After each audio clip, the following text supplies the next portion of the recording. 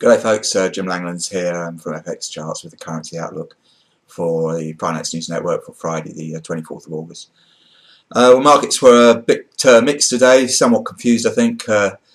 First of all, we had the market pretty hopeful that the ECB's going to come out with some kind of assistance for Spain to bring down its borrowing costs. Although Spanish yields did edge higher over the day, I think to about just over 6.4%, taking to 5% over German yields. The data was a little bit mixed, and then we had the Fed's Bullard later on hosing down expectations of QE3 anytime soon. But the euro it maintained its balance, and the US dollar's been generally soft during the session. The currencies, though, they all ran into good technical resistance at the higher end of the day's range, and this looks as though it could well hold going through most of the session today.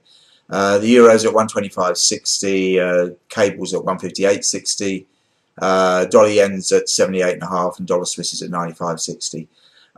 Commodities, they're generally stronger. Gold and silver well up. Gold's at 16.70, silver's at 30.5.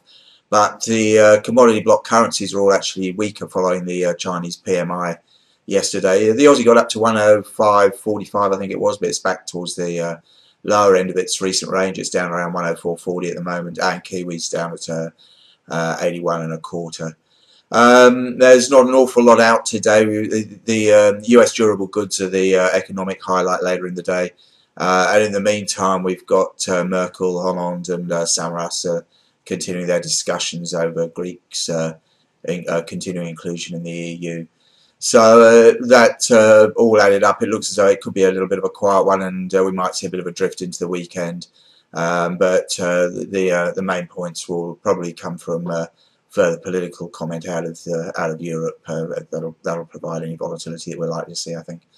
That's about it. If you do want a more comprehensive outlook on the market, go to the website as usual, www.fxcharts.com.au. And that aside, please just remember that any outlook here is a personal view only and not intended to be used as trading advice. So that's about it. Have a very good weekend, and we'll talk to you on Monday. Cheers.